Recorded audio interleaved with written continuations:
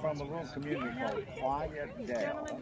Did you get it? Did you get that one? I did. Okay. Dell, E-L-L, two words, from West Virginia. And the document says that town was Fairmont, because we were a country community and we didn't have a sign. So I had to list the city rather than the community, so I had to list Fairmont as my hometown.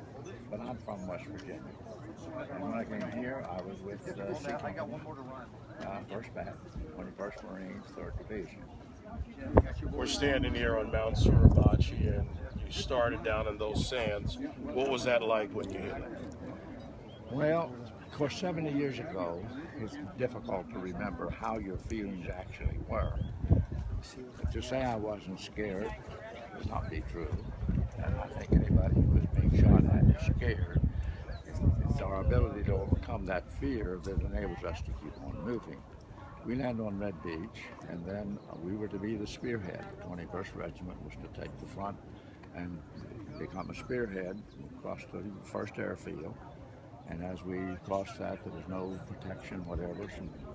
Some bomb holes or shell craters, and we'd gone from one shell crater to another shell crater, and we lost a tremendous amount, a number of our Marines as we were trying to do that. Then we reached the other end of the airfield, between Airfield 1 and 2, Hill 362, and it was rather steep. Not that you would have to crawl up, it was just a hill. But that's where the pillboxes were set up, at the foot of that hill. And any time we would approach the pillbox to try to break through, they had all the field of fire. They could fire, 180 degrees. All we had was that little aperture in the front of the pillbox to shoot at. So we kept trying to advance and losing Marines, and eventually the company commander called a meeting of whatever was left of us, and he had lost most of his officers at that point. And we gathered in a big old shell crater someplace. I have no idea where that was, but we got in the shell crater so we could get below grazing fire. And he began trying to figure out, with some help and suggestions, of how we're going to do this, how we're going to get through. That's our goal, that's our objective. And that's when he asked me if I could use a flamethrower and maybe get rid of some of those pillboxes. I had 6 Marines with me when they hit the beach. They're gone, either wounded or dead, and I don't have anybody left. So I'm trying.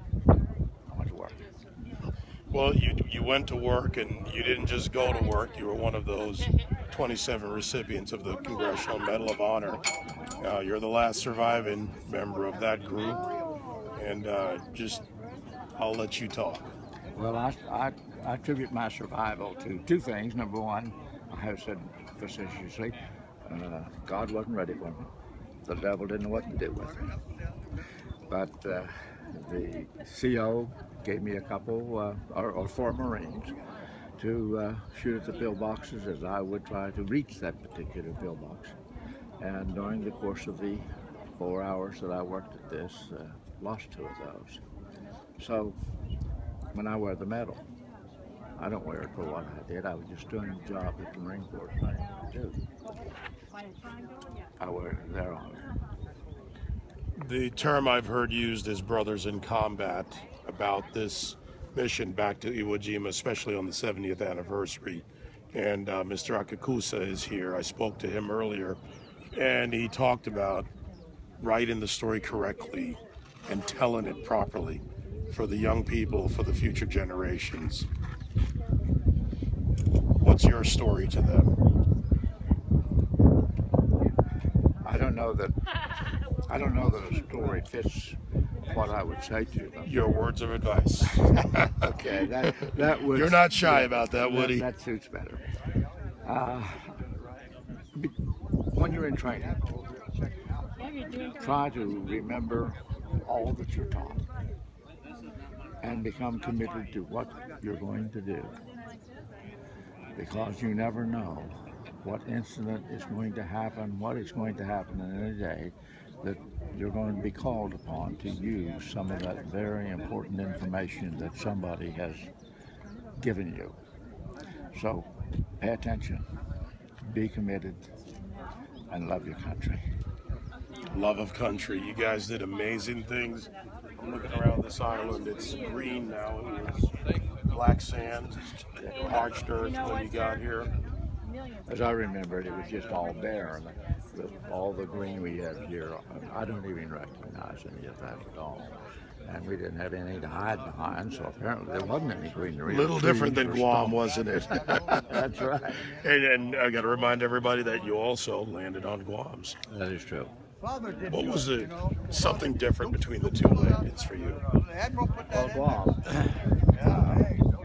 we almost immediately encountered banzais. When we got to the top of Nimitz Hill, we call it now, it had taken us 5 days to get there because they had all the advantage and we didn't have any. We had a steep hill to go up, and all they had to do was just keep rolling hand grenades and throwing mortars at us, and we couldn't advance up the hill.